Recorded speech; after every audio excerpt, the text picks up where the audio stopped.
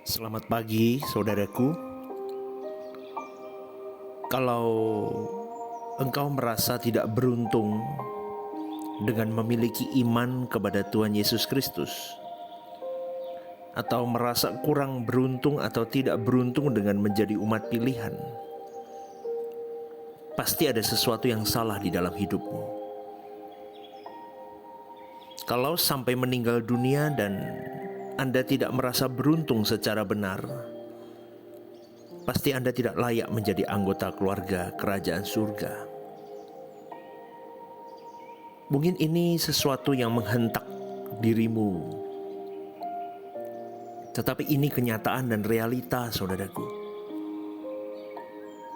1 Petrus 2 ayat 9 dikatakan, "Tetapi kamulah bangsa yang terpilih, imamat yang rajani, bangsa yang kudus, umat kepunyaan Allah sendiri, supaya kamu memberitakan perbuatan-perbuatan yang besar bagi Dia yang telah memanggil kamu keluar dari kegelapan kepada terang-Nya yang ajaib." Tetapi tidak semua orang diberi kesempatan menjadi umat pilihan, saudaraku. Jadi kalau hari ini kita menjadi umat pilihan, ini sesuatu yang memang benar-benar luar biasa. Imamat yang rajani artinya pelayan-pelayan raja. Bangsa yang kudus artinya orang yang dipisahkan. Kata kudus itu artinya dipisahkan dari yang lain untuk digunakan. Dan kalimat umat kepunyaan Allah sendiri adalah keberadaan yang luar biasa.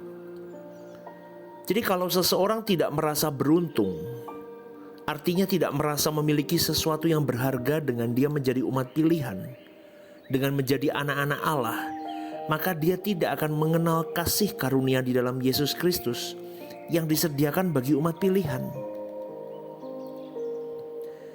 Banyak orang merasa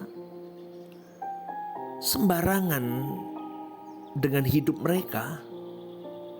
Dan orang-orang seperti ini pasti masih memiliki cara pandang anak dunia yang masih terikat dengan perkara-perkara dunia. Orang-orang yang masih berada di dalam tudung dunia itu bahaya loh, saudaraku. Itu seakan-akan mereka masih hidup di dalam wilayah kefanaan atau wilayah kematian yang sesungguhnya sebetulnya. Tetapi kalau seseorang belajar kebenaran firman,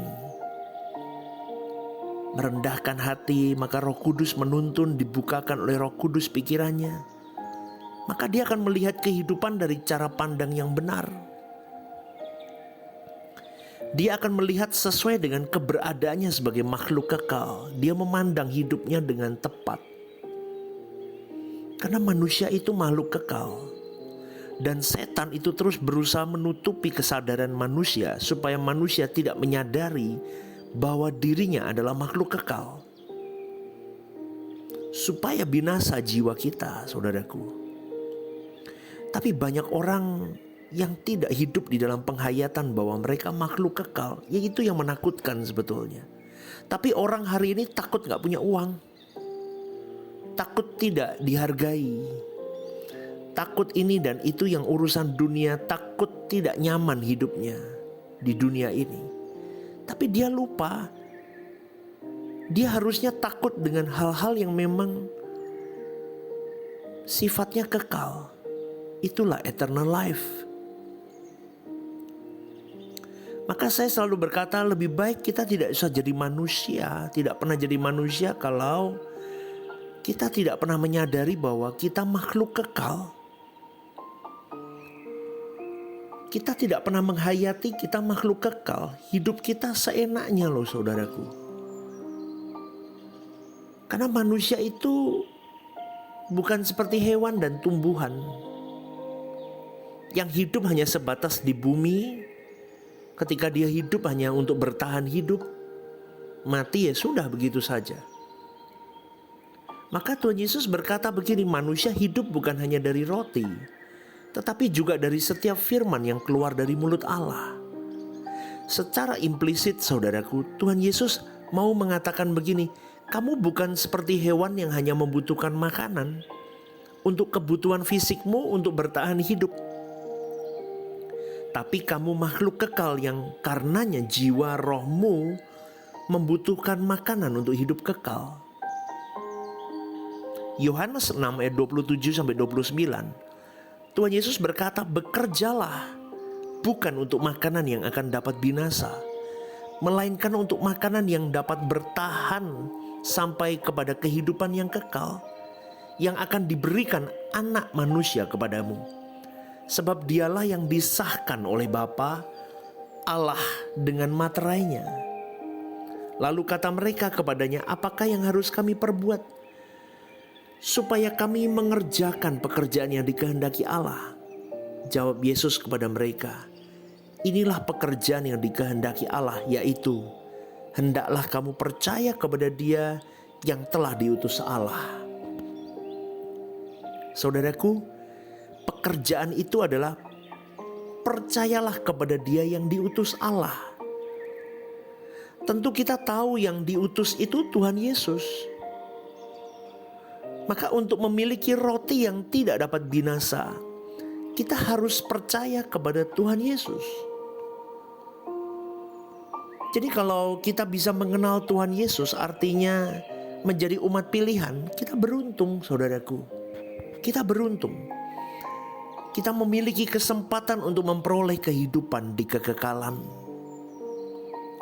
Kiranya kita bisa menghayati betapa malangnya orang yang hidup hanya untuk mati. Setelah itu ada di bawah bayang-bayang maut, terpisah dari Allah selamanya, masuk dalam api kekal selamanya.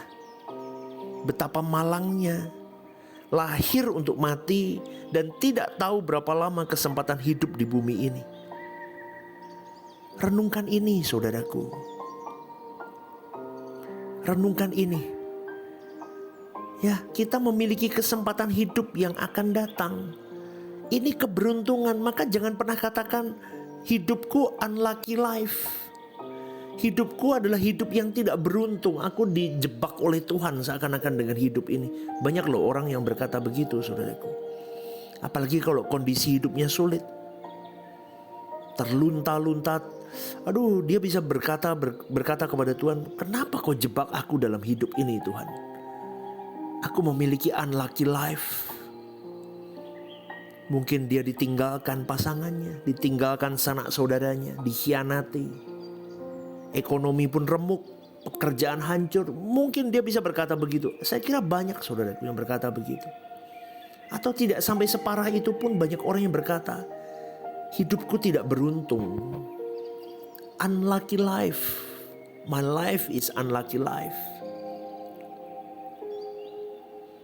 Enggak loh saudaraku, hidupmu itu beruntung kalau hari ini kau bisa mengenal Tuhan Yesus. Hari ini kalau engkau bisa mendekap kasih Bapa yang begitu luar biasa,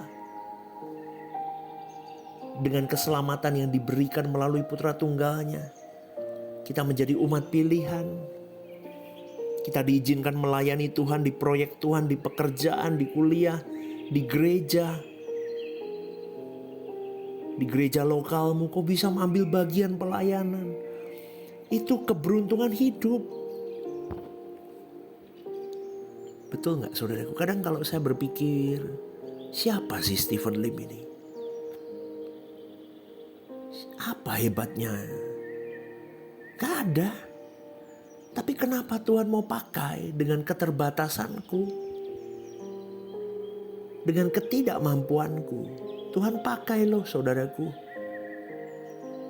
Maka kalau kalian hari ini punya pekerjaan, punya keluarga, punya semuanya, bahkan bisa melayani di gereja lokalmu, kau ambil bagian, mau jadi usher, mau jadi worship leader, apapun lah. Jangan sembarangan. Kau harus introspeksi diri bahwa itu kesempatan berharga kau melayani raja. Imamat yang rajani. Kita menjadi pelayan-pelayan raja. Berlatihlah melayani rajamu sejak di bumi. maka all belongs to God. Banyak orang yang tidak paham ini, saudaraku. Seakan-akan dia bekerja hanya sebagai kodrat sebagai manusia. Tapi di balik kekodratan manusianya itu, dia harusnya tahu bahwa all belongs to God. Itu enggak bisa sembarangan. Maka kalau orang sudah sampai memaknai di level itu, dia akan bisa berkata, hidupku sangat beruntung meskipun dia tidak memiliki kekayaan. Mungkin hari ini kehidupannya berantakan sekalipun, tapi kalau dia masih tetap berjuang di situ dan dia tetap masih punya damai, dia tetap memandang Tuhan, dan dia bisa berkata, hidupku beruntung. Waduh, saudaraku, itu calon-calon penghuni kerajaan Allah.